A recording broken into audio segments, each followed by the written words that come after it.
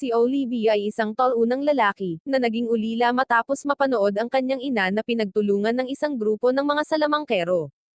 Upang ipaghiganti ang kanyang ina, pumasok si Olivia sa Magic Academy habang nagpapanggap na mahina sa kabila ng pagiging isa sa pinakamalakas na magician sa mundo. Ang nanay ni Olivia ay napakabait, maalaga, at napakaganda niya. Nais niyang baguhin ang lipunan upang gawin itong isang mas mahusay na lugar, ngunit siya ay pinagkanulo ng kanyang matalik na kaibigan. Hinabol siya ng kanyang mga kasama at gumamit ng ilang spells, tinitiyak na mararamdaman niya ang lahat ng uri ng sakit. Buti na lang at nailigtas siya ng best friend niyang si Emilia. Dinala siya ni Emilia sa isang underground passage, at pagkatapos ay tinusok siya doon. Rule number 1, huwag magtitiwala kahit kanino. Simula noon, si Olivia ay inampon ng kanyang mga lolo't lola, na nagsanay sa kanya na gumawa ng isang magandang bagay at maghayganti sa babaeng iyon, si Emilia. Pagkatapos maging 15 taong gulang, nag-enroll si Olivia sa Kimberly Academy, ang pinaka-prestihiyosong magic academy sa mundo. Alam na prestigious sila dahil may nagsasalita silang bulaklak sa entrance. Pumasok siya sa academy hindi dahil sa gusto niyang matuto pa ng magic, kundi dahil ang mga tumapos sa kanyang ina ay mga guro sa paaralang iyon, sina Varga, Francine, Enrico, Dominic, Barbara, at Emilia, na kilala bilang Esmeralda, at ang headmistress ng Kimberly Academy, ay nasa kanyang hit list. Iniisip ni Olivia ang pangakong ginawa niya na pagbayaran ng mga guro ang ginawa nila. Dumaan siya sa gate ng akademya, at sinalubong siya ng isang bulaklak na nagsasabi sa kanya na walang negosyong maaaring gawin sa Kimberly grounds. Sinasabi sa kanya ng bulaklak na ang tanging paraan para makakuha ng paghihiganti ay ang makakuha ng Victory Royale, ngunit kailangan din niyang makakuha ng magandang posisyon sa akademya, dahil 80% lang ng mga estudyanteng nag-enroll sa academy ang nag-graduate, habang 20% sa kanila ay natupok ng sarili nilang mahika. Habang naglalakad si Olivia patungo sa seremonya, nakilala niya ang mga side character sa kwento at mabilis siyang nakipag-ugnayan sa kanila. Ang isa sa mga mag-aaral ay isang samurai na nakakakuha ng kanilang pansin sa kanyang kasuotan at palakaibigan na kilos, kaya napatigil silang lahat at tumitig. Nagtataka si Olivia kung bakit siya huminto dahil hindi naman niya type ang dalaga, pero lahat sila ay nakatitig sa kanya kahit wala naman siyang ginawa. Sa tingin niya ay maaaring sa damit niya or dahil sa isang bagay na nararamdaman niya sa kanyang puso, tulad ng premonition or kapalaran. Tumalikod ang babae at nagpakita siya ng nakangiti, at ang iba pa sa mga estudyante ay tumuloy sa school building. Dumating silang lahat sa seremonya kung saan mayroong parada ng mga mahiwagang nilalang. Naisip ng isang babae na nangangalang Kathy na mali para sa isang troll na mapabilang sa mga mahiwagang nilalang na naglalakad sa parada. Isang lalaki na nagngangalang Guy ang nagsabi sa kanya na ayos lang dahil isa itong troll, ibang species sa tao. Ang ilang mga troll ay umaatake sa mga tao at ang ilang mga tao ay nagpapaamo, at nagsasanay sa kanila upang pagsilbihan sila. Nagalit dito si Kathy dahil naniniwala siyang mabait na nilalang ang mga troll, at agresibo lang sila dahil sinasalakay ng mga tao ang kanilang teritoryo. Nagtatalo si Guy na ang mga troll sa kanayunan ay sumisira ng mga bukid taon-taon. Tinatanong niya kung okay lang sa mga troll na salakayin ang mga teritoryo ng tao. Nakipagtalo si Kathy na ang kapirasong lupa na iyon ay dating pag-aari ng mga troll. Nainis sa kanilang mga argumento, pinigilan sila ng isang estudyanteng nagngangalang Peter na makipagtalo pa at sinabihan silang dalhin ito sa ibang lugar. Humingi ng paumanhin ang dalawang estudyante, at hinayaan si Peter na ipagpatuloy ang kanyang pagbabasa. Sinusubukan niyang matuto ng higit patungkol sa mga nilalang. Tinitingnan niya ang mga ito at ikinukumpara sa mga nakikita niya sa kanyang libro. Sinabihan ni Olivia sina Kathy at Guy na pag-usapan ang bagay na iyon mamaya, at kilalanin muna ang isa't isa. Sumang-ayon silang dalawa at nang magpapakilala na si Kathy, nataman siya ng spell. Ang spell ay ginawa ng isa pang estudyante, na nagpa-autopilot sa mga binti ni Kathy. Sina Olivia, Guy, at Peter ay nalilito at sinabi sa kanya na huwag tumakbo sa parada. Gayunpaman, hindi niya makontrol ang sarili. Sinabi niya sa kanila na sinusubukan niyang huminto, ngunit kusang gumagalaw ang kanyang mga paa. Hinahabol ni na Olivia at Guy si Kathy para pigilan siya, habang si Peter ay nakatayo roon na tila naguguluhan sa nangyayari. Nilapitan siya ng isang babae na nagngangalang Micaela, na nagtanong sa kanya kung may mali. Hindi pa alam ni Peter, ngunit hindi nagtagal ay napansin nila ni Micaela na naglalakad ang troll patungo kay Kathy. Nagmamadali si Micaela para tulungan din si Kathy. Hindi naiintindihan ni Peter kung ano ang nangyayari, ngunit napipilitan siyang tumulong dahil sa panggigipit ng mga kasamahan at hinahabol si Micaela. Habang patuloy na tumatakbo si Kathy, nawala ang spell at huminto siya sa pagtakbo sa harap mismo ng troll at nag-activate ang magnet sa likod niya. Si Olivia at Guy ay lalong nag-aalala tungkol sa kanya, at sinubukang tumakbo ng mas mabilis. Lumapit ang troll kay Kathy at itinaas ang kamay para hampasin si Kathy, ngunit may boses na sumigaw dito na huminto at agad na huminto ang troll. Ang samurai, na ang pangalan ay Nonaka, ay lumabas sa harap ng troll at tinanong si Kathy kung kaya niyang tumakbo, ngunit hindi kaya ni Kathy. Sinabi sa kanya ni Nonaka na manatili kung nasaan siya, habang nakikipagharap siya sa troll. Inilabas niya ang kanyang espada at handang lumaban. Dumating si Olivia at ang iba pang mga estudyante na may hawak na espada, handang lumaban din. Sa tingin nila, hindi magandang ideya ang pakikipaglaban ni Nanaka sa troll at nagpasya silang akitin ang atensyon ng troll. Itinaas ni Micaela ang kanyang espada at gumamit ng spell kung saan nakuryente ang troll, ngunit ang troll ay ganap na matibay. Sa halip, nagpasya silang gawin ito ng magkasama, ngunit pinigilan sila ni Olivia. Sa tingin niya ay hindi nila ito magagawa kahit na gamitin nila ang kanilang mahika ng magkasama. Nagagalit si Guy dahil ayaw niyang makitang masaktan lang si Nanaka. Gumawa si Olivia ng isang plano, at hiniling sa kanila na gumamit ng mahika ng hangin. Hinihiling niya sa kanila na lumikha ng isang malakas na hangin at i-target ang troll sa ulo nito. Sinabi sa kanya ni Micaela na ang isang wind spell lamang ay hindi sapat. Sumigaw si Olivia na walang sapat na oras para sayangin at gawin na lang nila ang sinasabi niya. Sumasang-ayon sila at bumubuo ng sapat na hangin. Sumunod si Olivia sa pamamagitan ng paghagis ng ibang spell, na ginagawang isang dragon ang hangin sa likod ng troll. Ang dragon ay gumawa ng isang malakas na ingay, na nilikha ni Olivia gamit ang isang random na malakas na ingay upang maging tunog ito tulad ng isang dagandong ng dragon. Naririnig ng troll ang dragon sa likod nito at napalingon sa likod na natatakot. Lumilikha ito ng pagkakataon para tumakas sina Nanaka at Kathy, ngunit sinabi ni Nanaka na hinihintay niya ang pagkakataong ito sa buong buhay niya at ginagamit ang pagkakataong ito para atakihin ang troll. Tumalon siya, at habang naghahanda siyang hampasin ang troll, ang kulay ng kanyang buhok ay nagiging puti, na nagpapahiwatig ng kanyang puting kapangyarihan. Matagumpay niyang natama ng troll sa ulo nito at ang troll ay nagkaroon ng matinding tama sa ulo, na tumapos kaagad sa troll, at lahat sila ay nagalak na natalo ang troll. Pagkatapos, pakiramdam ni Nanaka ay namamanhid ang kanyang mga kamay dahil sa husay na ginamit niya sa troll. Sinabi niya kay Kathy na babuhatan siya kapag gumaling ang kanyang mga kamay. Pinasasalamatan ni Nanaka ang iba pang apat na mag-aaral sa pagtulong sa kanya, sa pamamagitan ng paglikha ng isang pambungad at papuri sa kanila para sa kanilang spell, na inamin niyang halos natakot siya. Nagpatuloy ang seremonya ng pasukan at pumasok ang mga estudyante sa loob ng gusali. Kausap ni Olivia si Nanaka at inamin niyang wala siyang plano nang tumayo siya sa harap ng troll kanina. Sinabi ni Nanaka na ang espada na ginamit niya ay walang kahit na anumang talent, kaya't magiging mahirap para sa kanya kung hindi dahil sa kanilang tulong. Sinabi sa kanya ni Olivia na siya ay naging walang ingat dahil kung nabigo ang kanilang spell, siya ay nasawi. Masayang inamin ito ni Nanaka at sinabing iniligtas nila ang kanyang buhay sa kanyang unang araw sa paaralan, na nangangahulugan na magiging kasintahan siya ni Olivia nang walang dahilan. Hindi maintindihan ni Olivia ang kanyang iniisip ngunit humanga siya sa kasanayang ginamit niya. Iniisip niya kung kailan nagbago ang kulay ng buhok nito, na naging malakristal, na nagpapahintulot sa mga magic particle na madaling dumaloy dito. Ito ay nagpapahiwatig ng malakas na sirkulasyon ng mana sa loob mismo ng katawan, kaya sa pangkalahatan, para siyang Gojo Saturday Uro ngunit babae.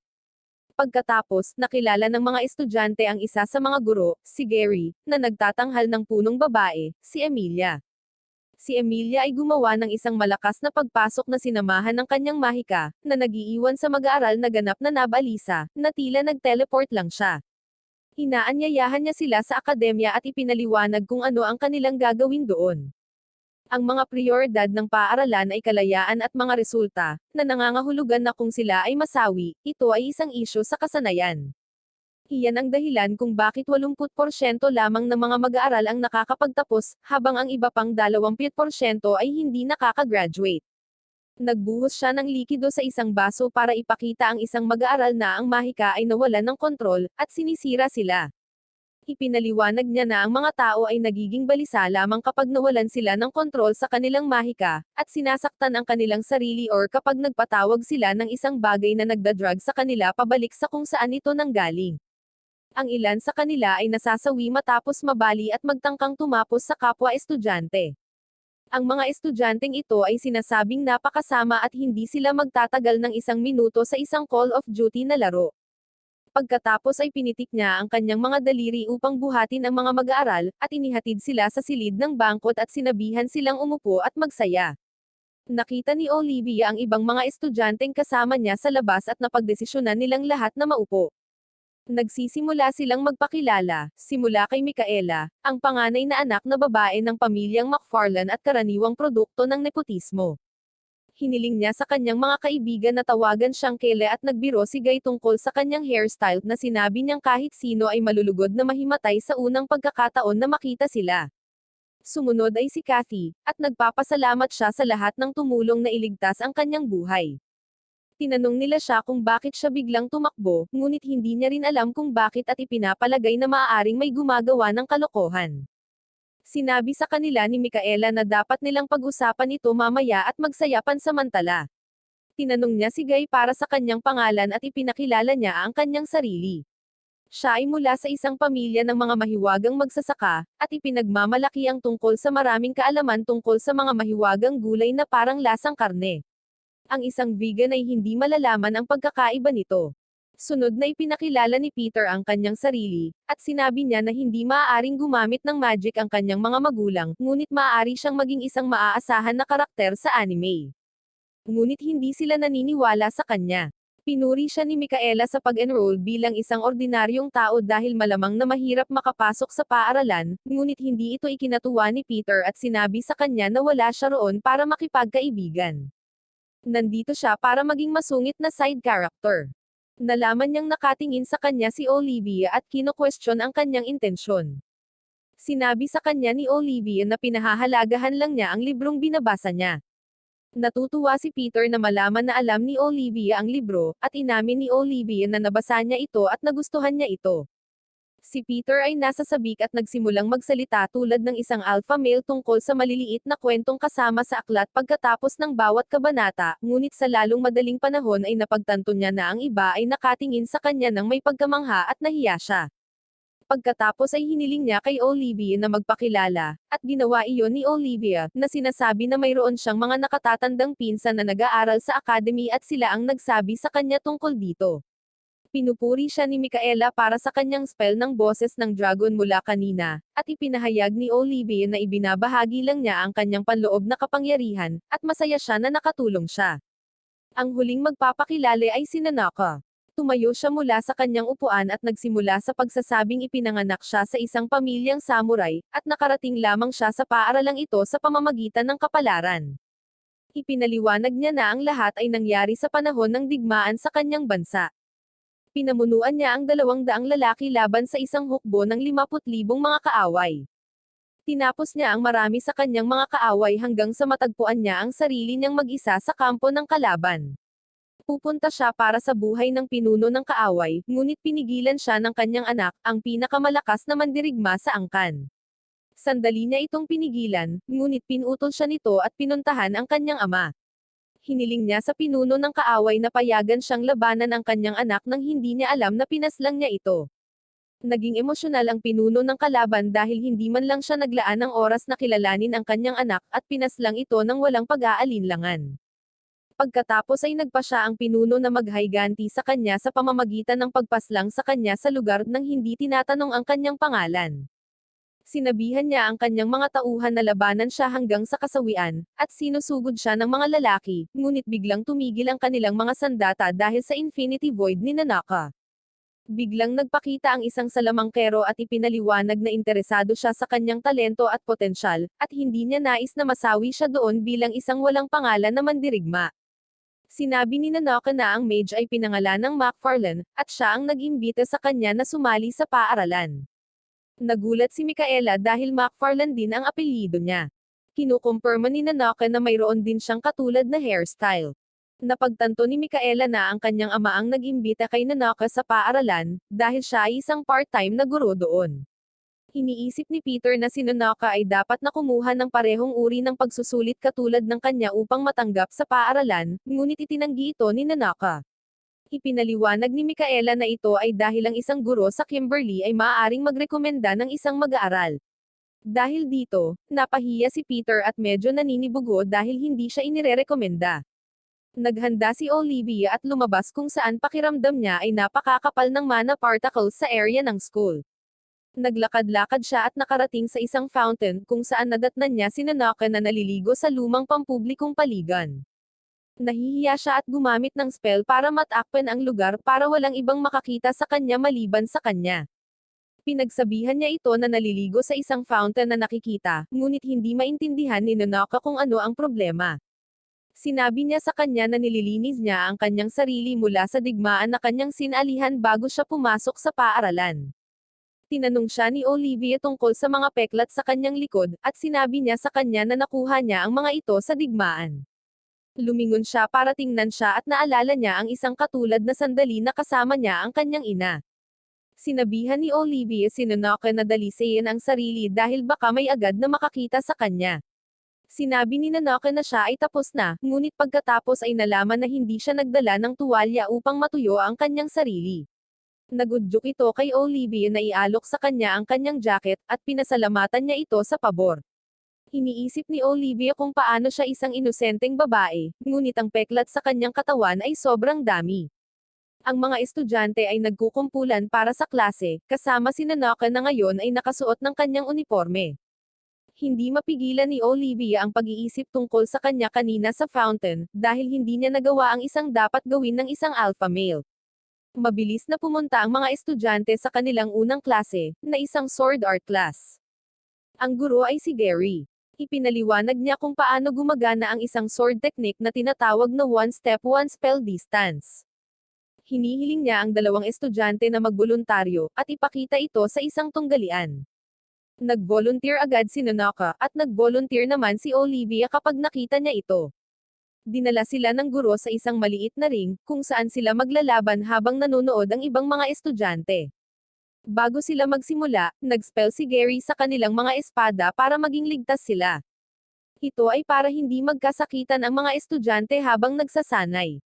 Kung sakaling alisin ng isang estudyante ang spell para saktan ang isa pang estudyante sa panahon ng tunggalian, sila ay parurusahan. Ipinaliwanag ni Gary na walang limitasyon sa oras, at matatapos ang laban kapag ang isa sa kanila ay nagdulot ng isang mapanganib na atake sa ulo or katawan sa kanilang kalaban. Hiniling ni Nanoka kay Olivia na magkaroon ng marangal na laban sa kanya, at pumayag si Olivia. Gayunpaman, hindi niya iniisip na dapat siyang gumamit ng magic sa labanan dahil hindi ito nagagamit ni Nanoka. Iniisip niya na maglalaro lang siya, bibigyan siya ng partida bago ito tawagan sa isang araw, ngunit nang magsimula ang laban, agad na ginagamit ni Nanoka ang lahat ng mayroon siya. Napagtanto nito si Olivia na mali siya sa paglalaro nito ng cool.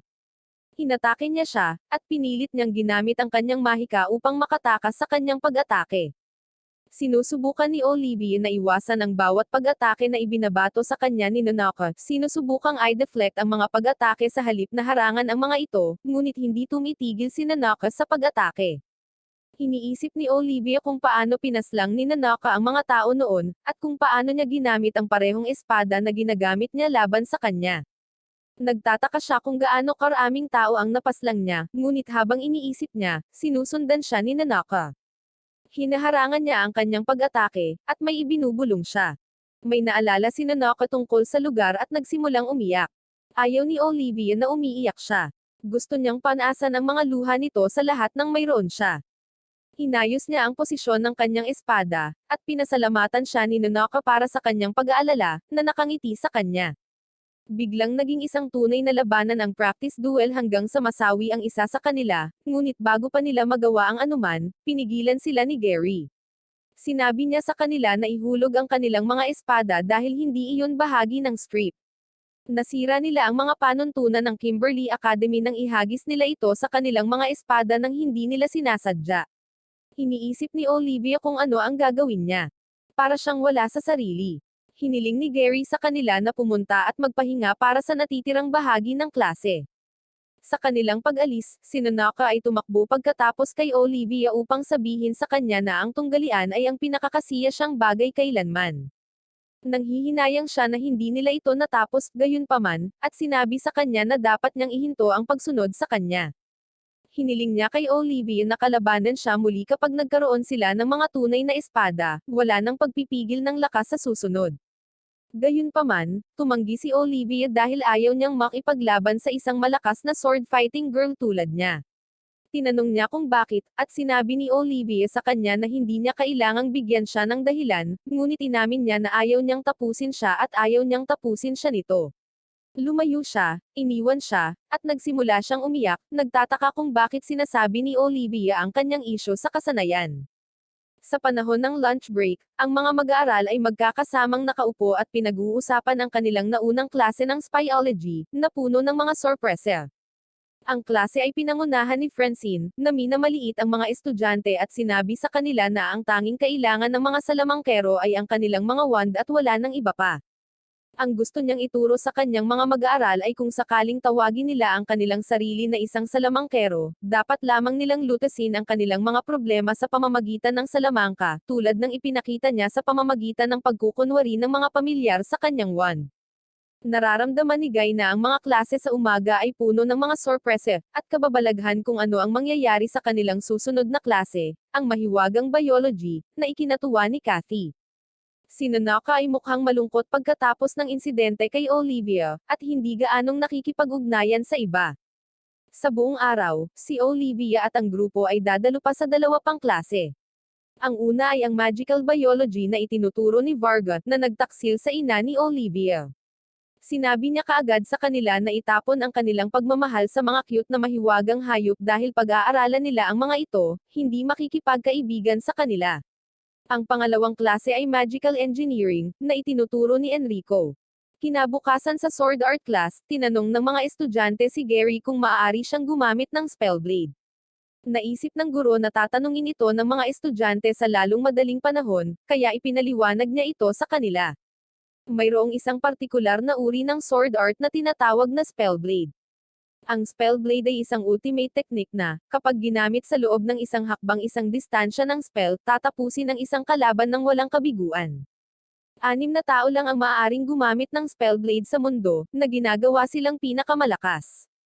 Maraming mga tao ang nagsisikap na lumikha ng iba pang mga Spellblade at ang iba ay nagsisikap na mag-imbento ng mga paraan upang talunin ang mga umiiral na, ngunit wala sa kanila ang nagtagumpay. Ang 6 na Spellblade ay isang sikreto, at kung paano gumagana ang mga ito or kung sino ang maaaring gumamit ng mga ito ay hindi alam ng publiko. Ito ay humantong sa ilang mga tao upang maniwala na ang mga Spellblades ay talagang isang napakalaking kalokohan na pinapaalam sa publiko ng malaking magic. Nang maglaon sa araw na iyon, nakarinig ang mga estudyante ng tsismis tungkol sa isang labyrinth sa ilalim ng paaralan, at sina Olivia, Peter, at Micaela ay pumunta upang siyasatin ito. Sinasabi ng tsismis na ang labyrinth ay nagsisimulang sakupin ang gusali ng paaralan sa gabi. Narating ng 3 estudyante ang lugar kung saan nagsisimula ang labyrinth, ngunit nakahanap sila ng dead end.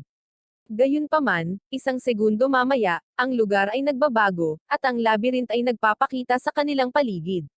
Namangha si Micaela sa napakalayo ng paggalaw ng labyrinth sa paaralan kahit papalubog na ang araw. Sinabi ni Olivia sa kanya at kay Peter na ang mga bagong mag-aaral na naliligaw doon ay isang bagay na nangyayari sa lahat ng oras, ngunit hindi sila dapat mag-alala. Dapat may mga instructor at upperclassmen na nagpapatrolya sa lugar. Nakarinig sila ng boses ng babae, na nagpapahayag ng kaligayahan na merong mga estudyante, na ikinatuwa ni Peter at nilapitan ito. Mabilis na sinabihan siya ni Olivia na huminto, nang makita niya ang isang babae na ang pangalan ay Ophelia. Nagkomento siya tungkol sa kung gaano ka-cute ang 3 bagong estudyante, at kung paano niya kakainin ang mga ito tulad ng isang masarap na pagkain. Nilapitan siya ni Olivia at tinanong kung siya ay isang upperclassman, at sinabi niya na oo, na kinumpirma ni Ophelia.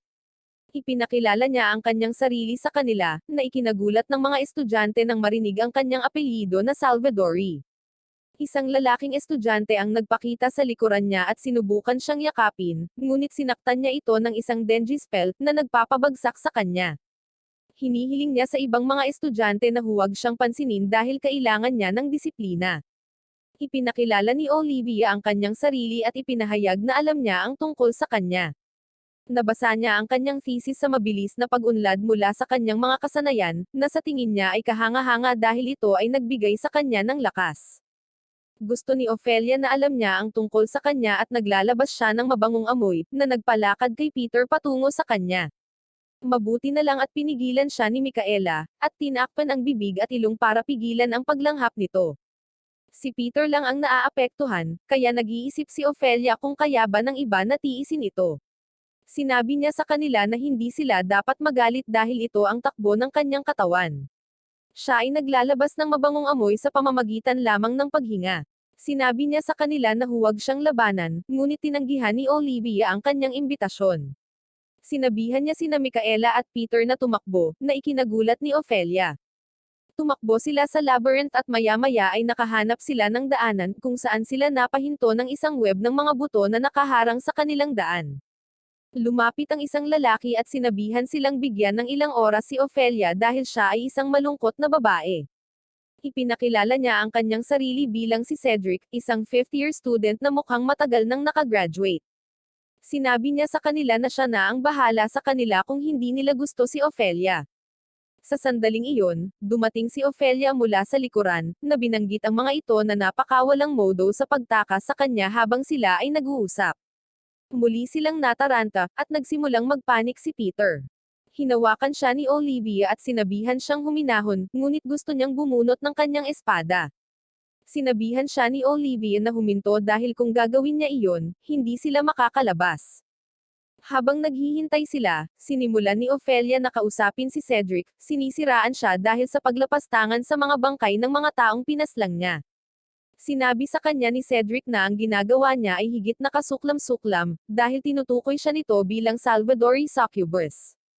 Iniinis nito si Ophelia, at pinagbantaan niya ito, ngunit hindi natatakot sa kanya si Cedric dahil hindi siya mahilig sa mga babae.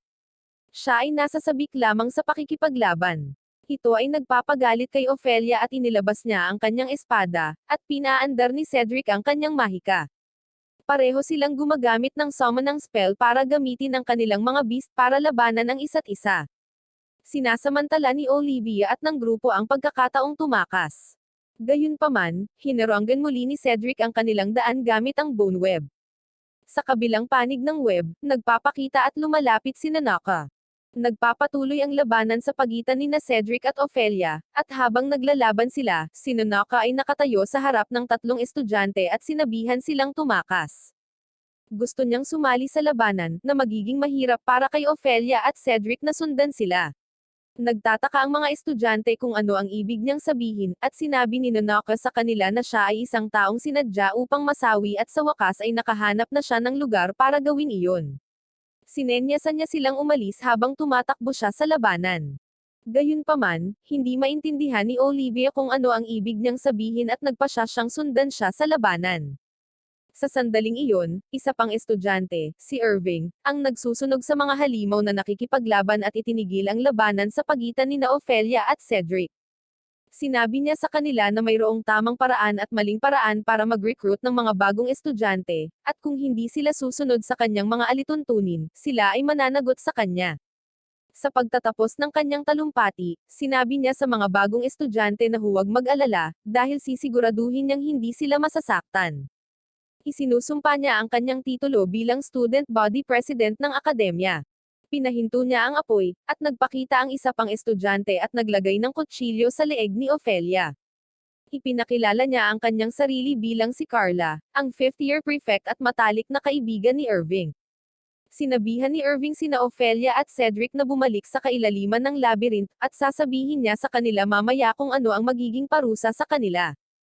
Umalis ang dalawa, at humingi ng tawad sina Irving at Carla sa mga estudyante sa ginawa ni Ophelia at Cedric. Katwiran nila, curious lang ang dalawa sa mga bagong dating. Tinutulungan nila silang makaalis sa lugar ng ligtas kung saan nakikipagpulong ang grupo ni Olivia sa kanilang mga kaibigan na nag-aalala sa kanila. Humingi ng paumanhin si Nonaka kay Kathy, na labis na nag-aalala. Gayunpaman, ginambala siya ni Olivia at hinawakan siya sa kwelyo, tinanong kung mayroon siyang masamang kahilingan. Naiinis siya sa ginawa nito kanina, sinusubukang pagsabihan siya ng maayos ng gusto nitong sumama sa laban nina Ophelia at Cedric. Pinigilan siya ni Micaela at hiniling kay Nonaka na ipaliwanag kung ano ang nangyayari sa kanyang aksyon. Pagkatapos ay ipinaliwanag ni Nonaka na wala na siyang pagnanais na mabuhay pa, na gaya ng sinasabi ng karaniwang mga estudyante. Hindi siya nakakaramdam ng kagalakan sa buhay at ang kanyang buhay ay hindi man lang nakakaramdam ng totoo, parang panaginip lang. Gusto niyang matupad ang kanyang hiling bago matapos ang kanyang buhay. Tinanong siya ni Olivia kung ano ang hiling niya, at ipinaliwanag niya na ang pakikipaglaban para sa paghihiganti ay hindi katuparan, ngunit ang pakikipaglaban sa isang kalaban na gumagalang sa iyo at tumatanggap sa iyo ay mas mahusay. Sinabi niya sa kanila na sa kanyang lumang paaralan sa pakikipaglaban, itinuro sa kanila ang tungkol sa kasiyahan ng pakikipaglaban sa gayong kalaban. Ipaglalaban mo sila hanggang kasawian, kahit na iginagalang mo sila or minahal mo sila. Ito ay isang kasiya siyang sandali at pakiramdam kapag makakalaban ang gayong kalaban, at ito ay tinatawag na kaligayahan, or fight for love. Nagulat ito sa lahat, at sumasang-ayon pa si Nonaka na ito ay isang baluktot na ideya. Sinabi niya na naramdaman niya ang sandaling iyon noong nakipag-away siya kay Olivia noong isang araw, ngunit tumanggi si Olivia na labanan siya, na lubos na nakatali sa kanya. Umiiyak siya at ipinahayag kung gaano siya kalungkot na itinulak siya ni Olivia palayo, kahit na siya ay ganap na nababagabag sa ideya na labanan si Olivia hanggang sa kasawian. Ito ay nagpalungkot sa kanya kaya naramdaman niyang nakahiwalay siya sa buhay at gusto niyang masawi. Sinabi sa kanya ni Micaela na kailangang humanap ng bagong paraan si Nonaka upang mabuhay, pagkatapos ay inaaliw siya nito at sinabi sa kanya na hindi siya dapat maghanap ng lugar na masasawi, kahit na umibig siya kay Olivia, na gusto niyang harapin, or umibig sa espadang gagamitin niya sa pagharap sa kanya at vice versa. Nakatingin lang siya kay Olivia na nasa harapan niya. Gusto ng lahat ng naroon na makasama siya dahil kaibigan niya sila. Yung iba naman ay nag-confirm na totoo ito dahil gusto nilang magsaya kasama siya. Hiniling ni Olivia kay Nonaka na ay pangako sa kanya na hindi niya susubukang tapusin ang sarili kahit anong mangyari. Pinipilit din niya itong ay pangako na gagamitin niya ang kanyang espada upang protektahan ang sarili sa halip, at ipinangako ni Olivia na gagamitin niya ang kanyang espada upang tumagos sa kanyang mga depensa. Sumang-ayon si Nonaka at humingi ng paumanhin sa pag-aalala sa kanila. Ipinangako niya sa kanila na hindi na niya tatangkaing itapon ang kanyang buhay, at hiniling sa kanila na turuan siya kung paano mamuhay ng mas mabuti. Kinabukasan, lahat sila ay pumunta sa alchemy class kung saan ang guro ay hindi isang lalaking may metal na braso at binti. Ito ay si Daryl na nagbabala sa kanila na ang mga kemikal at potion na kanilang gagamitin ay lubhang mapanganib. Nagsisimula ang mga estudyante, at agad na nagkamali si Peter. Nakita ito ni Olivia at nabahalin ng magsimulang mag-apoy ang kemikal. Gumagamit siya ng magic spell para ihulog ang palayok kung saan nakalagay ang kemikal. Tinakpan niya ang palayok gamit ang kanyang katawan, at nagkaroon ng maliit na pagsabog ngunit hindi nakapipinsala sa sinuman. Nagulat ang mga estudyante sa klase, at humanga si Daryl. Sinabi niya kay Olivia na nahandle niya ito ng perpekto at tinanong ang kanyang pangalan. Sinabi sa kanya ni Olivia ang kanyang pangalan, at patuloy siyang pinupuri ni Daryl para sa kanyang mga pagsisikap. Gayunpaman, sinabi niya kay Olivia na maingat na piliin ang kanyang mga kaibigan, na nakakainis sa kanya. Pagkatapos ng klase, nakatagpo ni Daryl si Olivia sa pasilyo at hiniling sa kanya na puntahan siya, dahil may pag-uusapan sila. Sinundan siya ni Olivia, at dinala siya ng guro sa isang landas sa isang lugar na may pulang ilaw. Sinabi niya sa kanya na binabawi nila ang pananaliksik ng isang napakatalino na mag-aaral na nasawi dahil sa mga isyu sa kasanayan. Tinanong ni Olivia kung ang estudyante ay natupok ng spell, at kinumpirma ito ng guro. Sinabi niya na ito ang pinakamahusay na kasawian na maaaring hilingin ng sinumang salamangkero. Malaki ang naitutulong nito sa kanila dahil may naiiwan ang mga nasasawi, na tumutulong sa kanila sa bagong pananaliksik, at ang kanilang espiritu ang nagtutulak sa kanila na sumulong. Habang naglalakad sila, inatake sila ng mga halimaw, na agad namang tinapos ni Daryl. Humanga si Olivia sa kapangyarihan ni Daryl dahil natalo niya ang lahat ng halimaw nang hindi pinagpapawisan. Ngunit sinabihan siya ni Daryl na huwag siyang purihin dahil ang pagiging malapit sa kanya ay hindi magiging isang piling estudyante. Patuloy silang naglalakad at nakarating sa isang kuweba na may magic circle sa gitna, na may mga ilaw na beacon sa paligid nito. Sa gitna ng bilog ay isang light portal, na tinutukoy ng guro bilang isang gate na ginagamit ng mga halimaw upang makapasok. Sinabi niya kay Olivia na ang mga halimaw na nanggaling sa gate ay kumakain sa isa't isa, at ang nakita nila kanina ay ang mga nakaligtas.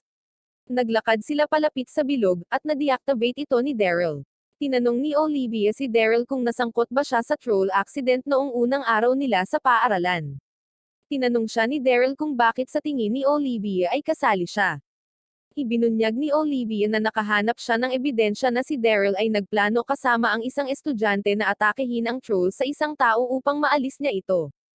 Hindi naman ito itinatanggi ni Daryl, at sinabi lang niya na dapat ay espesyal si Olivia para matuklasan iyon. Gayunpaman, hindi maintindihan ni Olivia kung bakit ginawa ito ni Daryl. Sumagot si Daryl na ginagawa niya ito dahil ang kanyang pinakadakilang pangarap ay alisin ang kawalang alam sa loob ng sangkatauhan. Mula sa simula ng panahon, ang lipunan ay palaging binubuo ng 1% ng mga henyo, habang ang iba ay nanonood ng mga palabas na tila walang naitutulong sa kanilang buhay. Talagang iniisip ni Daryl na siya ay katulad ni Elon Musk at Bill Gates, at gusto niyang baguhin iyon sa pamamagitan ng pagbabago ng mismong katalinuhan ng tao. Gayunpaman, upang magawa iyon, kailangan niyang kumuha ng mga sample ng demi-human para sa pagsasaliksik, at isa na rito ang troll. Gusto ni Daryl na tulungan siya ni Olivia sa kanyang pananaliksik, dahil sa tingin niya ay walang sariling talento si Olivia. Isa lamang siyang karaniwang mage na hindi nakamit ang anuman. Hindi pinahahalagahan ni Olivia ang pagtatasa na ginawa ng guro sa kanya. Sinabi sa kanya ni Daryl na karapat-dapat pa rin siyang kausapin dahil kaya niyang gawin ang lahat, at magiging magaling siyang katulong. Tinanong siya ni Olivia kung ano ang ginagawa ni Daryl noong unang taon ng 3025 noong ika-8 ng ika-4 na buwan. Hindi napigilan ni Daryl ang tanong, sa halip ay tinanong niya si Olivia kung ano ang alam niya. Ayaw sagutin ni Olivia ang tanong dahil siya ang unang nagtanong. Tinanong ni Daryl kung sa simula pa lang ay tina-target na siya ni Olivia, at napagtanto niyang buhay pa ang ilang kamag-anak ng babaeng pinaslang niya. Nagpapasalamat si Olivia kay Daryl sa hindi pagbabago ng kanyang pagkatao dahil mas madali pa rin itong maput sa kanya.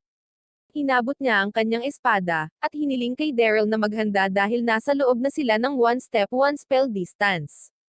Galit na galit si Daryl at bumunot ng kutsilyo. Nagawa niyang atakihin ang leeg ni Olivia, habang hiniwa siya ni Olivia sa katawan. Gayunpaman, binaligtad ni Olivia ang kinalabasan gamit ang pang-apat na spellblade na pinangalan ng Gustavia. Sa kakaibang kapangyarihan ng anime karakter na ito, mapapanood ni Olivia ang bawat posibleng resulta ng laban. Alam niyang mas mataas ang husay ni Daryl kaysa sa kanya dahil sa lahat ng senaryo, at tatapusin siya ni Daryl. Gayunpaman, iniisip ni Olivia na dahil hindi pa nakatakda ang hinaharap at hindi mahulaan, dapat mayroong hinaharap kung saan siya ay nanalo laban kay Daryl. Katulad ng plot ng Avengers, ang kailangan lang niyang gawin para manalo ay hanapin ang isang senaryo kung saan hindi siya mapuputol, dahil tiyak na dadalhin siya nito sa hinaharap kung saan siya ay mananalo kay Daryl. Ginagamit niya ang pamamaraan upang mahanap ang posibilidad na gusto niya, at tumakbo patungo dito. Dahil dito, nagawa niyang iwasan ang atake ni Daryl at muling ginamit ang spellblade. Matagumpay niyang naputol ang kamay ni Daryl at ibinaba ito. Tinanong niya si Daryl kung bakit siya nakatayo lang doon sa halip na tumakas. Iniisip ni Daryl ang spellblade ni Olivia at nalilito dahil ito ang ultimate spell ng ina ni Olivia. Hindi niya maintindihan kung paano niya ito nagagamit dahil dapat nawala na ito 7 taon na ang nakakalipas. Sumagot si Olivia na may ilang bagay na inalis ni Daryl sa kanyang ina, ngunit may ilang bagay na hindi niya nakuha. Doon napagtanto ni Daryl na ang babaeng pinaslang niya ay ang ina ni Olivia. Kinumpirma ito ni Olivia, sinabing buti na lang at hindi siya kamukha nito dahil masisira ang mga plano niya. Sinabi niya kay Daryl na ang isang pain spell ay maaari lamang magparami ng sakit na naranasan ng caster, kaya't sisiguraduhin niyang ipapadama kay Daryl ang parehong sakit na ginawa niya sa kanyang ina. Ang tanging paraan para pigilan ito ay kung sasabihin sa kanya ni Daryl ang mga tamang salita. Kung hindi sasabihin ni Daryl ang mga salitang iyon, papahirapan siya ni Olivia tulad ng pagpapahirap ni Daryl sa kanyang ina. Nakakatakot ito kay Daryl, at sinabihan siya ni Olivia na magsimulang maghanap ng mga mahiwagang salita para mapatawad niya siya sa kanyang ginawa. Sinubukan ni Daryl na hilingin kay Olivia na maghintay, ngunit gumamit si Olivia ng isang spell upang magdulot sa kanya ng matinding sakit sa loob ng maikling sandali. Tinanong ni Daryl si Olivia kung paano niya magagawa ang ganoong bagay sa sarili niyang guro, at kung gusto niyang kalabanan ang buong paaralan. Hindi siya sinagot ni Olivia, binato niya lang siya ng panibagong pain spell na ikinahadjust niya sa lupa at sumisigaw sa sakit.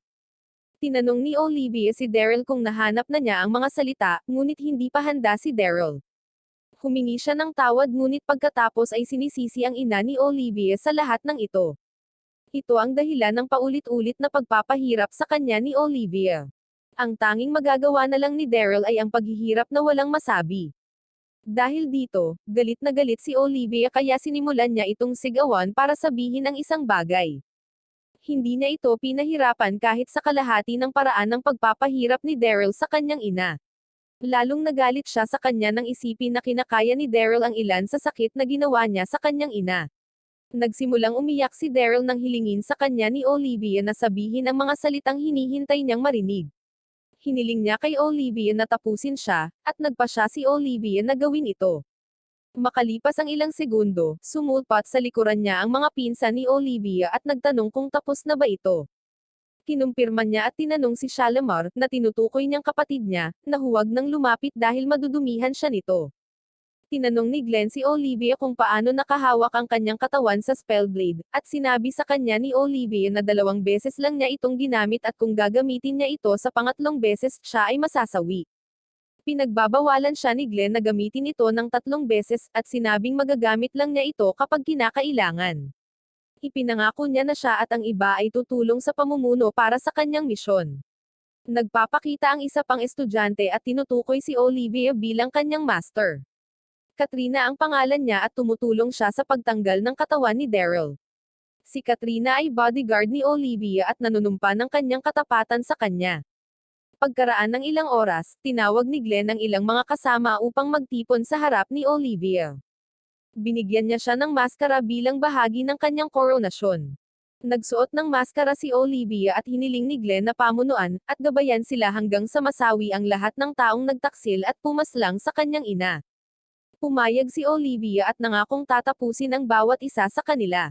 Habang naglalaro pa rin sa kanyang isipan ang alaala ng pagkasawi ng kanyang ina, nagawa niyang ibagsak ang isa sa kanila, ngunit 6 ang natitira at hindi niya hahayaang mabuhay ang mga ito. Pagkabalik, may napansin si Olivia na kakaiba sa pag-uugali at katawan ni Peter, at hiniling na kausapin siya ng pribado. Dinadala niya siya sa isang greenhouse at tinanong kung binago niya ang kanyang kasarian. Kinumpirma ito ni Peter, sinabing na naginip siya at paggising niya, babae na siya. Sinabi sa kanya ni Olivia na mayroon siyang espesyal na uri ng katawan. Sa Magic World, siya ay isang reversee, isang taong maaaring magpalipat-lipat sa pagitan ng mga kasarian. Nagulat si Peter nang marinig ito, ngunit patuloy na sinabi ni Olivia sa kanya na may mga palatandaan, mga bagay tulad ng hindi komportable si Peter sa mga kaibigan ng parehong kasarian, at pakiramdam na hindi komportable tungkol sa kanyang sekswalidad. Gayunpaman, binabati siya ni Olivia dahil ngayon ay maaari na siyang maglantad sa lahat. Pagkatapos ay umalis si Olivia at bumalik sa labyrinth para tingnan sina Glenn at Shalimar. Habang lumilingon-lingon ay nakasalubong niya si Ophelia. Siya ay naging alerto at sinubukang bumunot ng kanyang espada, ngunit huminto nang sabihin sa kanya ni Ophelia na wala siya sa mood ngayon dahil kaya niyang tiisin ang kanyang pabango. Pinaupo niya ito sa kanyang tabi dahil gusto niya nang may kausap. Saglit silang nag-usap at ikinumpara ni Ophelia si Olivia kay Carla dahil pareho sila ng ugali. Pareho silang may tendency na mag-explore ng mga lugar na hindi nila dapat galugarin. Tinanong niya kung ano ang iniisip ni Olivia tungkol kay Carla, at sumagot si Olivia na sa palagay niya ay isang taong nagmamalasakit si Carla sa iba. Gayunpaman, ibinunyag ni Ophelia na libangan niya ito at makikialam siya sa negosyo ng mga tao kung hindi sila mag-iingat sa kanya. Lumapit siya kay Olivia at pinasalamatan ito sa pakikipag-usap sa kanya, ngunit binalaan siya nito na huwag pumunta sa napakaraming pakikipagsapalaran habang hinahawakan ang mukha nito. Sinabi niya sa kanya na manatili sa gusali ng paaralan at mag-aral tulad ng dapat niyang gawin, lalo na sa susunod na mga buwan, at umalis siya. Pumunta si Olivia para makipagkita sa kanyang mga pinsan. Sinabi ni Olivia kay Glenn kung bakit sila nagkita sa isang kakaibang lugar noong nakaraan, at ipinaliwanag ito ni Glenn. Ang huling pagkikita nila ay kasama nila si Carla. Ipinaliwanag ni Glenn na si Carla ay hindi eksaktong kanilang kasama, ngunit mayroon itong mahabang kasaysayan sa kanya. Sinabi ni Glenn kay Olivia na isipin ang lugar bilang kanyang tahanan at magsanay doon ayon sa gusto niya. Binibigyan nila siya ng tsaa, at sinabi ni Olivia sa kanila na nakatagpo niya si Ophelia sa kanyang pagpunta dito. Gustong malaman ni Shalimar kung saan niya siya nakatagpo, gustong puntahan at makilala siya, ngunit sinabi ni Olivia sa kanya na umalis na siya at sinabi ni Glenn sa kanya na hindi niya dapat subukang habulin siya dahil hindi siya makakahabol. Sinabi ni Glenn kay Olivia na delikado si Ophelia, ngunit matagal na silang magkakilala ni Shalimar kaya napaisip si Olivia kung magkaibigan sila. Sumagot si Shalimar na si Ophelia lang ang tipong mahilig mag-isa. Tinanong ni Glenn si Olivia tungkol kay Nanaka, na sinabi ni Olivia na gumamit ng ikapitong spellblade. Inamin ni Olivia na hindi siya sigurado ngunit sinasabi sa kanya ng kanyang intuition, dahil isa rin siyang hindi perpektong gumagamit ng spellblade. Ang kanyang intuition ay nagsasabi sa kanya na si Nanaka ay may gusto sa kanya. Nagkomento si Glenn na si Nanaka ay mayroon ding karisma na nakakaakit sa kanya ng mga tao, na nagudyok kay Olivia na magkomento na tinanggap din siya ng Wallace ng kanyang ina. Naaakit din si Olivia kay Nanaka at minsan ay nakatitig sa kanya. Gusto niyang tulungan siya sa anumang kailangan niya. Napangiti si Shalimar at tinanong kung gusto niya siya. Sinabihan siya ni Glenn na manatiling kalmado bago niya masagot si Shalimar. Sinabi niya na ang pakiramdam na iginuhit sa isang bagay ay napakahalaga sa isang salamangkero. Malamang na si Nanaka ay isang taong magpapabago sa mismong asensya ng kung sino siya. Dapat iwanan ni Olivia ang lahat ng nararamdaman na hindi niya maipahayag sa kanyang puso at maging sa kanyang sarili. Dapat siyang manatiling tapat kay Nanaka sa kanyang sariling paraan, at sinang-ayunan ito ni Olivia. Nang maglaon sa araw na iyon, nagpa siya si Olivia at ang kanyang mga kaibigan na magkampang sa labyrinth.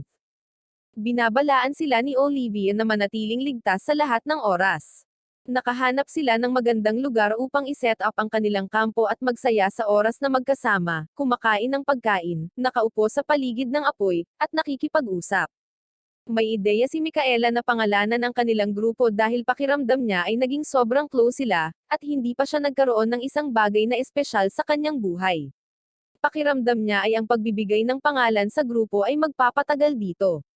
Sumasang-ayon silang lahat sa kanyang ideya at nag-brainstormang sila para makabuo ng magagandang pangalan. Bumangon si Nanaka at lumakad sa isang pader at binunot ang kanyang espada. Hinihiling niya sa lahat na gawin ang parehong bagay at sinusunod nila ang kanyang kahilingan. Siya ay nagtuturo sa kanila na bumuo ng isang bilog, at iunat ang kanilang mga espada sa gitna ng bilog upang sila ay magkakapatong ng espada sa dulo. Ginagawa nitong hugis rosas ang mga espada, na sinasabi niya na sa kanyang bansa ay tinatawag na sword rose. Ito ay simbolo ng kanilang pagsasama sa kasalukuyan. Kahit na hindi sila manatiling magkaibigan magpakailanman, ang sword rose ay hindi kailanman masisira ng anumang bagay. Hiniling niya na pangalanan ang grupong sword roses. Lahat sila ay sumang-ayon at nagiging sentimental na sila ay napahiya at namula. Sinabi ni Micaela na tulad ng mga bulaklak, na tumutubo ng walang takot na masawi balang araw, gagawin din ito ng grupo at ibinalita na ang grupo ay tatawaging sword roses. Gusto ito ni Olivia, at gusto niyang maitatak sa kanyang isipan ang imahe ng sandaling iyon upang hindi niya ito makalimutan. Pagkaraan ng ilang oras, natagpuan ng grupo at ng iba pang mga mag-aaral ang kanilang sarili sa isang kagubatan, kung saan sila ay nahaharap sa mga halimaw na chimera. Nagpasya silang tumakas ngunit si Peter, kasama ang dalawa pang estudyante, sina George at Fianca, ay nahulog habang tumatakbo at nahawakan ng halimaw. Sinubukan ni Olivia na hawakan ang kamay ni Peter at palayain siya ngunit sinubukan din siyang hawakan ng halimaw, kaya pinigilan siya ni Micaela at hinayaan si Peter na madala. Habang sinasabihan ang ibang mga estudyante na bumalik sa kanilang mga dorm, tumakbo si Olivia para ipaalam sa mga guro ang nangyari. Nalaman niya na may mga ulat ng parehong bagay na nangyayari sa iba pang mga mag-aaral. Napagpasyahan ng mga guro na ang dahilan ay natupok si Ophelia ng spell at dinudukot ang mga estudyante. Ipinaalala nito kay Olivia ang panahong sinabihan siya ni Ophelia na manatili sa paaralan at huwag makipagsapalaran sa labas, lalo na sa susunod na mga buwan. Sinisikap ni Ophelia na maging kalmado sa kanyang pagawaan. Ikinulong niya ang mga estudyanteng kinuha niya, ngunit hindi pa niya sila sinasaktan. Naghahanda ang Student Body Council na harapin si Ophelia at ibalik ang mga estudyante, ngunit sinisisi din nila ang kanilang sarili sa ginawa ni Ophelia at natupok siya ng spell. Nag-aalala si Olivia at ang kanyang mga kaibigan kay Peter, dahil lumipas ang mga araw at hindi pa siya bumabalik. Lalong nagagalit si Guy dahil parang walang ginagawa ang student council. Ang iba ay nagsasabi sa kanya na huminahon dahil ang pagiging emosyonal ay hindi makakatulong, ngunit gayon din ang nakaupo lamang at naghihintay. Sinabi sa kanila ni Olivia na wala silang magagawa maliban sa maghintay, ngunit determinado si Guy na subukan ang isang bagay. Gusto niyang ibigay ang sarili kay Ophelia para siya na ang pumunta at magligtas para kay Peter. Gayunpaman, sinabi sa kanya ni Nonaka na ang mga nasawi ay hindi makakain, at ang tanging paraan upang pakainin sila ay ang mag-iwan ng isang bagay sa kanilang libingan, na nagmumungkahi na maaaring nasawi na si Peter. Nagpagalit ito kay Guy dahil hindi siya naniniwala na maaaring wala na si Peter. Sinabi sa kanya ni Nonaka na hindi siya sigurado, ngunit sa kanyang bansa, kung 10 tao ang mawawala sa digmaan, 8 sa kanila ang nasasawi. Pinipigilan siya ni Olivia na maging masyadong pesimistic na nagsasabi na ang mga kaimira ni Ophelia ay idinisenyo upang buhayin ang mga tao, kaya malamang nabuhay pa ito. Nagtataka si Kathy kung ano ang maaaring gawin ni Ophelia kay Peter, ngunit walang nakakaalam. Nagpasya si Micaela na pumunta sa susunod na klase, dahil ang pag-upo roon at pagtatalo tungkol sa hindi nila alam ay hindi makakatulong sa sinuman. Mamaya, pumunta si Olivia para makipagkita kina Glenn at Shalimar. Hiniling niya sa kanila na tulungan silang iligtas si Peter, at sinabi nila sa kanya na sasama sila sa Student Council para hanapin ang pugad ni Ophelia, na matatagpuan sa 3 layer ng labyrinth. Magiging mahirap hanapin ang lugar at hindi pa nila magagamit ang tulong ng kanilang mga kasama, ngunit ipinangako nilang susubukan nilang hanapin siya. Pumunta si Kathy para humingi ng tulong kay Gary, ngunit tumanggi siyang tulungan siya sa ngayon dahil kailangang maghintay ng 8 araw ang mga guro bago sila makilahok. Hindi kasi pwedeng tulungan ng mga guro ang mga estudyante agad sa gulo. Kailangang pangalagaan ng mga estudyante ang kanilang sarili. Nakipagkita si Micaela kay Olivia at sinabi sa kanya na pumunta siya para humingi ng tulong sa kanyang ama. Sinabi niya sa kanya na kung hindi niya mapoprotektahan ang kanyang mga kaibigan, mawawala sila sa kanya sa sandaling makuha niya sila. Ito ang nagpasya sa kanya na pumunta sa labyrinth, at gusto niyang sabihin ito sa kanya bago siya pumunta doon. Tutol si Olivia sa ideya dahil maaari siyang masawi doon, ngunit determinado si Micaela. Sinabi niya sa kanya na nang mahawakan ng mga kaimira si Peter, mabilis niyang napagtanto na hindi nila siya tatapusin at gusto niyang mabuhay ang iba sa kanila sa pamamagitan ng hindi paghabol sa mga kaimira. Nakiusap siya kay Olivia na pakawalan siya dahil hindi na niya kayang harapin muli si Peter. Nagpasya si Olivia na sasama siya sa kanya, ngunit tumanggi siya. Kapag nalaman ng iba na pupunta silang dalawa, susunod din sila sa likod. Nagpakita si Mika, natatakpan ng kanyang buhok ang kaliwang mata, at sinabi sa kanila na ang ginagawa lang nila ay pagpapasya kung masasawi ang isa or pareho sa kanila. Hiniling niya na makipag-usap sa kanila sa greenhouse kasama si Kathy. Hindi maintindihan ni Olivia kung bakit ipinagkakatiwala ni Kathy ang kanyang sarili kay Mika, ngunit sinabi ni Kathy na kung iyon ang kinakailangan upang mailigtas ang kanyang kaibigan, gagawin niya ito. Pinupuri sila ni Mika para sa kanilang pagkakaibigan, na handa silang isakripisyo ang kanilang sarili upang iligtas ang isa't isa. Hiniling ni Olivia na bawiin ang alok na ginawa ni Kathy kay Mika dahil hindi man lang siya kumonsulta sa kanyang mga kaibigan. Tinanong niya si Mika kung ano ang posibilidad na mabuhay si Peter sa mga kamay ni Ophelia, dahil sina Mika at Ophelia ay pareho ng taon. Sinabi sa kanya ni Mika na alam niya kung anong uri ng tao si Ophelia at kung ano ang nangyayari sa kanya sa ngayon, at dahil alam niya kung anong uri ng tao si Peter, tinatansya niya na mayroon lamang itong 20% na pagkakataong mabuhay. Ang dahilan ay dahil gagawin ni Ophelia ang lahat para sa kanyang pagsasaliksik, ngunit ang kanyang ginagawa ay nangangailangan ng oras kung kaya't may pagkakataon pa na mabuhay si Peter. Gayunpaman, maaaring dagdagan ni Olivia at ng kanyang mga kaibigan ang mga pagkakataon kung may gagawin sila. Tinanong ni Olivia kung ano ang ibig niyang sabihin, ngunit iniiba niya ang paksa. Pinag-uusapan niya kung paano umabot sa dead end ang kanyang pananaliksik mula nang mawala si Daryl. Gusto niyang tulungan siya ni Kathy dahil pareho silang may interes sa interspecies na komunikasyon. Gusto niyang sumali si Kathy sa kanyang pananaliksik dahil siya ang naging susi sa pagbibigay ng katalinuhan sa troll na minsan niyang nakatagpo. Iminungkahi ni Mika na sanayin niya ang mga estudyante. Kahit na si Ophelia ay mas malakas kaysa sa kanya, hindi nila magagawang makipaglaban ng direkta sa kanya at manalo, ngunit maaari nilang pahinain siya at iligtas si Peter. Hahanapin ni Mika ang kanyang pugad at dadalhin sila doon. Pagkatapos ng lahat, gusto niyang maging research partner niya si Kathy. Agad namang tinanggap ni Kathy ang alok. Sinabi niya kina Olivia at Micaela na hindi niya hahayaang tanggihan siya dahil hindi naman masyadong masama ang deal. Gayunpaman, hindi nagtitiwala si Olivia kay Mika. Sa palagay niya ay may tinatago siya at sinabi niya na ang pag-alam kung ano ang kanyang itinatago ay bahagi ng deal. Nakiusap si Kathy sa dalawa na tanggapin ang deal. Sa huli, tinatanggap nila ang deal at dinala ang lahat kay Mika.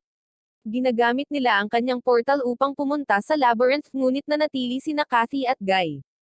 Si Kathy ay may tungkulin sa pag-aalaga sa isang kamay, na makakatulong sa kanyang ma-access ang mga tala sa pananaliksik ni Mika kung hindi makakabalik si Mika. Tinanggap ito ni Kathy at umalis na ang grupo. Nagising si Peter sa langga ni Ophelia, at nagsimulang magpanik nang makita niya ang iba pang mga estudyante na natutulog na may mga galamay na nakapulupot sa kanilang mga leeg. Nagkunwari siyang tulog nang dumating si Ophelia para sabihin sa kanila na ituloy ang pagtulog, at sa huli ay magiging isang masamang panaginip lang ang lahat. Bago umalis, nakarating ang grupo sa labyrinth at sinabi ni Mika sa kanila ang tungkol sa angkan ni Ophelia na ang mga ninuno ay sakyabay. Ginagawa nitong may kakayahang paghaluin ang mga kalikasan ng iba't ibang uri ng hayop sa loob ng sinapupunan, at kapanganakan ng offspring. Nais nilang lumikha ng perpektong anyo ng buhay para sa maraming henerasyon, ngunit nabigo sila, na naging dahilan upang sila ay unti-unting nawala. Ngayon ginagamit nila ang kanilang mga sinapupunan upang lumikha ng mga sintetikong beast upang magsagawa ng iba't ibang mga gawain para sa kanila. Kamakailan, ginawa ni Ophelia ang mga chimera na ginamit niya para dukotin ang mga estudyante at nangangailangan iyon ng maraming mana. Kaya kinuha niya ang mga estudyante, dahil gusto niyang i-squeeze ang mana sa kanila para makalikha ng mas maraming chimeras or mas masasamang bagay. Tinanong ni Micaela kung masasaktan ba ang mga estudyante, ngunit sinabi ni Mika na dapat ay pinatulog sila ni Ophelia para wala silang maramdaman. Manghihina sila sa oras na maubos ang kanilang sigla. Nang tanungin ni Micaela kung ano ang ibig sabihin ng sigla, ipinaliwanag ni Mika na inaalis ni Ophelia ang vitality dahil kailangan lang niya ng mana ng lalaki. Nag-aalala ang grupo at ipinahayag ni Nonaka kay Mika na si Peter ay isang reversee. Ayaw ni Olivia na ibunyag niya ang impormasyong ito, ngunit pinagtatalunan niya na si Mika ay isang kaalyado at itinaya ang kanyang buhay upang tulungan sila. Habang patuloy sila sa paglalakad, tinanong ng grupo si Mika kung ano ang gagawin ni Ophelia kay Peter kapag nalaman niyang reversee ito.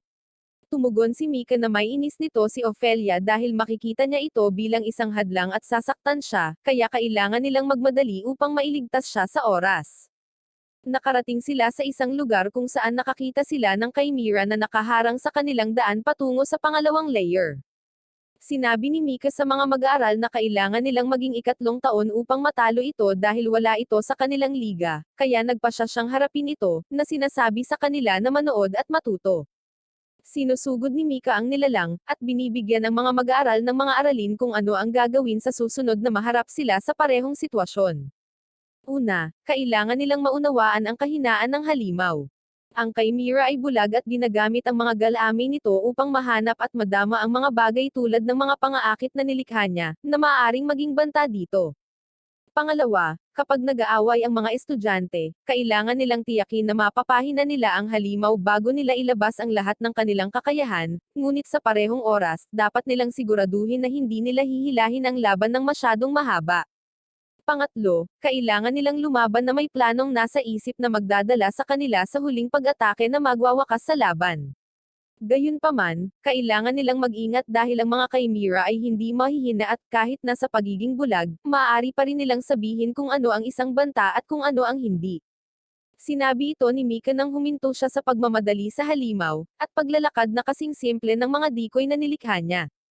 Ipinaliwanag niya na nakilala ng Chimera ang pattern ng paggalaw na ginawa ng mga decoy, na ginagaya niya upang lokohin ang Chimera. Hindi siya inaatake ng Chimera dahil sa tingin nito ay hindi siya isang banta, na nagpapahintulot sa kanya na lumapit dito at ihatid ang kanyang pangwasak na atake. Ang mga estudyante ay humanga dahil ginawa niyang madali ito. Sinabi niya sa kanila na maaaring mukhang madali, ngunit ang paggawa ng lahat ng mga hakbang sa kanilang sarili, nang walang tulong ng isa't isa, ay ang mahirap na bahagi. Kailangan nilang magtulungan para magawa ito. Pinili ni Nanaka na gawin ang huling hakbang, na magdadala sa pagtatapos sa Chimera. Hinihikayat niya ang iba na subukan ang kanilang makakaya dahil nagkatrabaho sila noon at nanalo sila. Pumayag naman si Mika dahil kung hindi sila nanalo noon, hindi niya sana sinubukang tulungan sila. Sinabi ni Mikaela kay Nanaka na ihinto ang pagsisikap na maging isa na naglalagay sa kanyang sarili sa panganib para sa iba. Gagawin nila ang lahat ng tatlong hakbang ng magkakasama, at naiintindihan ito ni Nanaka, na sinasabi kay Mikaela na susubukan niya ang kanyang makakaya upang mag-isip ng mas mabuti sa hinaharap. Pagkatapos ay sinabi sa kanila ni Mika na papasok sila sa pangalawang layer ng labyrinth na isang kagubatan. Nakarating sila doon at lumakad ng napakatagal hanggang sa makarating sila sa isang kuweba. Sa kuweba, nagpapahinga sila, at habang natutulog ang iba, umupo sa paligid ng apoy sina Mika at Olivia. Hindi makatulog si Olivia dahil nag-aalala siya kay Peter. Tinanong siya ni Mika kung bakit nila itinataya ang kanilang buhay para kay Peter, kahit na hindi pa nila ito katagal na kilala. Sinabi sa kanya ni Olivia ang tungkol sa unang pagkakataon na nakilala niya si Peter, at ang iba pa sa seremonya ng pasukan. Noong nagkaproblema si Kathy, lahat sila ay nagsama-sama para tumulong na iligtas ang kanyang buhay. Sinabi niya na si Peter ay hindi mahiwaga at malamang na natakot sa sitwasyon, ngunit hindi siya tumakas kahit na iyon ay magiging maayos. Tinulungan niya silang iligtas si Kathy, at ngayon gusto nilang tumulong na iligtas din siya nang hindi tumatakas. Iniisip ni Mika na ito ay isang magandang bagay para sa kanilang pagkakaibigan. Gusto niya ito ngunit hindi siya interesado sa alinman dito, at kay Olivia lang siya interesado. Hindi niya maintindihan kung gaano siya katamtamang mage pero pareho pa rin kina Nanaka at Mikaela.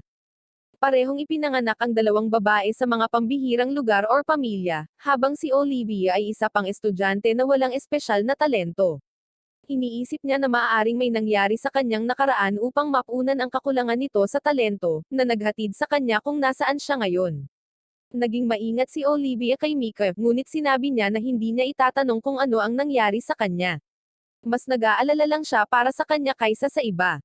Kinabukasan, naghahanda silang lahat na pumunta sa ikatlong layer sa pamamagitan ng pagsakay sa bangka at paglalakbay sa isang lawa.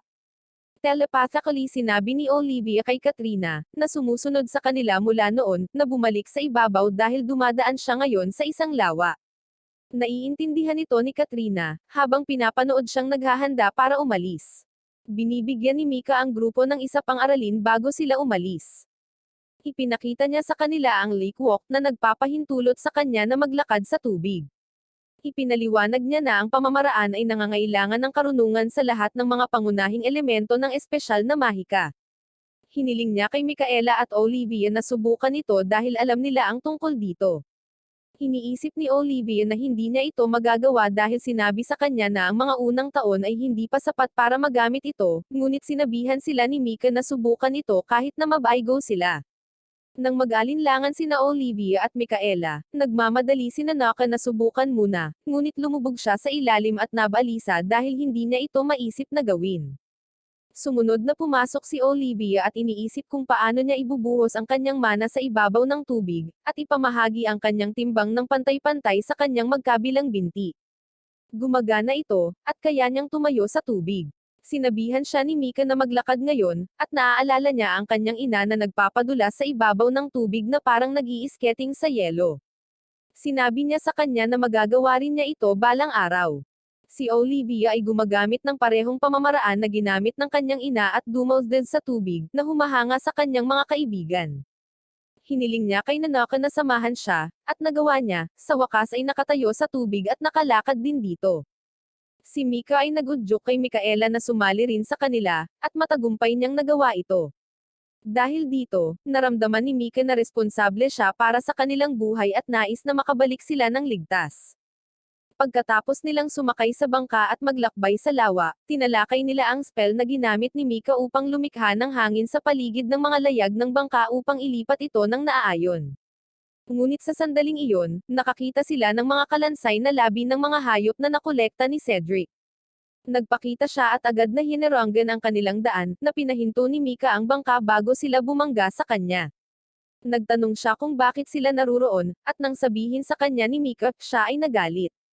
Sinabi niya sa kanila na kung gusto nilang masawi, dapat niyang tapusin ang mga ito upang magamit niya ang kanilang mga bangkay sa kanyang pananaliksik. Ang mga estudyante ay nataranta at sinubukang bumunot ng kanilang mga espada, ngunit hiniling ni Mikaela na makipagtulungan sa kanya. Sinabi niya na wala siyang dahilan upang maging naruroon sa ikatlong layer din, kaya dapat na naroon siya upang maging unang makakuha ng mga resulta ng pananaliksik ni Ophelia. Gayunpaman, itinanggi ito ni Cedric. Wala siyang interes sa research ni Ophelia. Ipinapalagay ni Mika na siya ang huling nakakita sa kanya ng buhay, ngunit itinanggi rin ito ni Cedric. Sinabi niya na naroon siya para dumalo sa libing ni Ophelia. Tinanong siya ni Mika kung bakit siya nagkakagulo kung naroon lang siya para dumalo sa isang libing. Tinanong niya ito habang naghahanda siya ng isang spell sa kanyang likuran, na napansin ni Olivia. Ngunit hindi niya ginagamit ang spell dahil may lalabas na water chimera mula sa tubig, at inaatake ang halimaw ni Cedric. Nagpanggap si Mika na gustong makipaglaban sa chimera ngunit muling pinaandar ang wind spell at umalis sa eksena, naiwan si Cedric upang harapin ang chimera ng mag-isa. Nang maglaon, nang maging kalmado na ang lahat, pinasalamatan ni Mika si Mikaela sa pagbibigay sa kanila ng oras. Tinanong ni Nanaka si Olivia kung ano ang ibig sabihin ni Mika nang tanungin niya kung gusto ni Cedric na maging huling bisita ni Ophelia. Sinabi sa kanya ni Olivia na kapag ang isang tao ay natupok ng spell, isang tao ang pinapayagang bisitahin sila upang masaksihan ang kanilang kasawian. Ipinagpatuloy nila ang kanilang paglalakbay at nakarating sa isla kung saan naroon si Ophelia at iniligtas si Peter. Maya-maya ay nagising si Peter at nakitang iniligtas siya ng kanyang mga kaibigan. Nagmamadaling niyakap siya ni Olivia, at sinabi sa kanya na mahusay ang ginawa niya sa pamamagitan ng pananatiling buhay. Naging emosyonal at umiiyak si Peter. Tinanong nila siya kung paano siya nakatakas, at sinabi niya sa kanila ang kwento. Noong nasa workshop pa lang siya ni Ophelia, nagising si George at nagsimula silang mag-usap. Napag-isip-isip ni George na nagbagong babae si Peter dahil hindi siya naapektuhan ng pabango ni Ophelia. Hiniling sa kanya ni Peter na tulungan siyang makatakas, ngunit pinigilan siya ni George na magsalita na masyadong malakas dahil kapag nalaman ni Ophelia ang kanyang pagkakakilanlan, tatapusin siya nito. Sinabi niya kay Peter na ang sitwasyon ay maaaring samantalahin, bagaman. Hiniwa niya ang sarili sa tiyan at pinasok ang kamay sa loob na ikinatakot ni Peter. Naglabas siya ng 3 orbs na isang paputok, usok, at distress orbs na ibinigay niya kay Peter para gamitin at lumabas sa lugar. Maaari rin niyang gamitin ang mga ito para humingi ng tulong. Matapos hintayin na umalis si Ophelia sa pagawaan, sinabi ni George kay Peter na ipinagkakatiwala niya sa kanya ang kanyang buhay at tinanong ang kanyang pangalan. Pagkaraan ng ilang sandali, hindi na naramdaman ni George ang presensya ni Ophelia sa workshop at sinabihan si Peter na maghanda upang may sagawa ang kanilang plano. Ginamit ni Peter ang explosive orb para sirain ang holen na kanilang kinaroroonan, at ginamit ang smoke orb para makalayo sa mga chimera ni Ophelia na nagbabantay sa lugar. Nakahanap siya ng paraan palabas ng lugar at ginamit ang distress orb para gumawa ng senyales para may makahanap sa kanya. Gayunpaman, habang ginagawa iyon, nahulog siya sa lupa, na dahan-dahan siyang sinipsip. Sinimulan niyang isipin ang tungkol sa kanyang mga kaibigan at kung paanong ayaw niyang masawi doon. Sa kabutihang palad, natagpuan siya ng kanyang mga kaibigan na nagligtas sa kanya. Sa sandaling iyon, nagpakita si Ophelia sa harap nila at naglabas ng kutsilyo para labanan sila. Tinanong niya si Mika kung ano ang ginagawa niya doon, at sinabi sa kanya ni Mika na gusto lang niyang tulungan ang kanyang mga underclassmen na iligtas ang kanilang mga kaibigan. Ipinaliwanag niya na wala sila roon para gambolain ang kanyang ginagawa at humiling na palayain sila, ngunit sinabi sa kanya ni Ophelia na hindi na siya tao at hindi na siya madadamay dahil narating na niya ang rurok ng mahika ng kanyang angkan. Nagsimula siyang magsabi ng incantation, at sinabi ni Mika sa grupo na simulan ang pag-atake sa kanya bago niya matapos ang kanyang spell. Gayunpaman, kahit na pinagsama ang kanilang mga pagsisikap, wala silang magagawa kay Ophelia dahil ipinagtatanggol siya ng kanyang mga galami habang patuloy siyang nagsiset up ng kanyang spell. Nasaksihan ni Glenn at Shalimar ang spell ni Ophelia na na-activate mula sa malayo, na lumikha ng isang malaking simboryo sa paligid niya at sa iba pa, na naging dahilan upang mag-alala si Shalimar para kay Olivia. Habang ang spell ay patuloy na bumabalot sa buong lugar, ang mga galami ni Ophelia ay patuloy na lumalaban sa mga estudyante.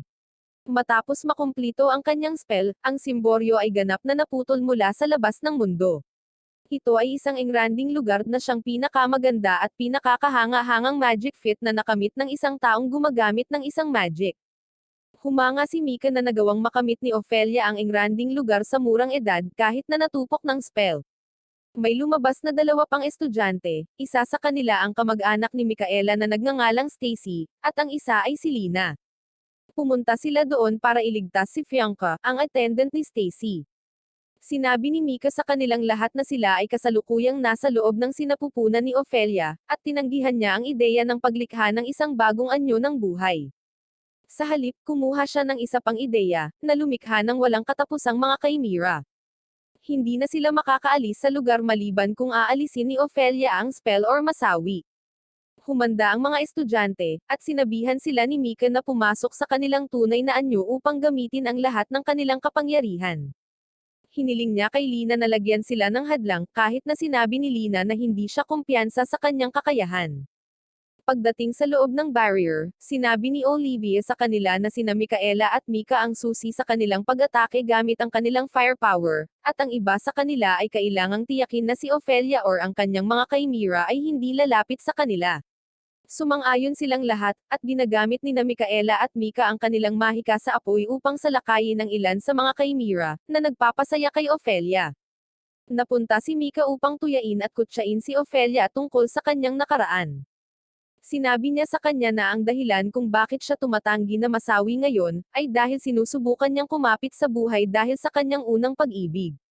Inihambing niya siya sa isang ahas na umibig sa isang unicorn dahil nagustuhan niya si Irving. Nagpapagalit ito kay Ophelia, na sumisigaw na tumahimik siya. Pero ipinagpatuloy ni Mika na kahit na nagkatuloyan sila ni Irving, nanakawin na lang niya ang binhi nito at hinding-hindi na siya mamahalin dahil ganoon siyang klase ng tao. Lalo itong nagpagalit kay Ophelia. Ipinadala niya ang kanyang mga chimera upang sundan si Mika, ngunit sinunog ni Mika at Micaela ang lahat ng mga chimera. Sinubukan ni Mika na lumapit kay Ophelia, ngunit mabilis siyang hinawakan ni Ophelia gamit ang isa sa kanyang mga galame. Dahil sa paggalaw ay napakita sa buhok ni Mika ang kanyang kaliwang mata, at nakipag-eye contact si Ophelia sa kanya. Ito ay nagiging dahilan upang siya ay maging bato. Natutuwa si Mika na makitang tao pa rin si Ophelia at apektado ng kanyang mata, ngunit pinutol ni Ophelia ang spell, na inihayag na hindi na gumagana sa kanya ang magic. Hinigpitan niya ang mga galame sa katawan ni Mika, na nagdulot ng kanyang sakit habang nagsisimula siyang mag-alala tungkol sa ibang mga estudyante. Kahit na nasa pinakamasamang kalagayan si Mika, patuloy niyang tinutuya si Ophelia tungkol sa paggamit ng pinakamataas na tagumpay sa mahika, ngunit pinanghahawakan pa rin ang nakaraan na parang inosente siya. Dahil dito, nagpa siya si Ophelia na tapusin siya minsan at para sa lahat. Sumigaw siya na wala silang alam tungkol sa kanya. Sa sandaling iyon, dumating sina Irving at Carla sa labas ng grand area at tinanong si Ophelia kung nasaan ang mga estudyanteng dinukot niya. Inilabas ni Ophelia ang ilan sa kanila at sinabi sa kanila na hindi na niya kailangan ang mga ito. Bago siya makaalis, pinigilan siya ni Irving at hiniling sa kanya na bumunot ng kanyang espada dahil hindi niya ito basta-basta pakakawalan. Sa loob ng grand area, ang mga chimera ni Ophelia ay nagsimulang mawalan ng kapangyarihan at lumayo sa mga estudyante. Hiniling ni Olivia sa mga estudyante na gumawa ng distraction, habang sinusubukan ni Nanaka na makalapit kay Ophelia at tapusin siya. Sumang-ayon silang lahat, sumakay sa kanilang mga walles at pinupuntirya ang mga chimera. Ang mga Chimera ay umatake pabalik, at ang ilan sa mga estudyante ay nahuhulog sa kanilang mga walles.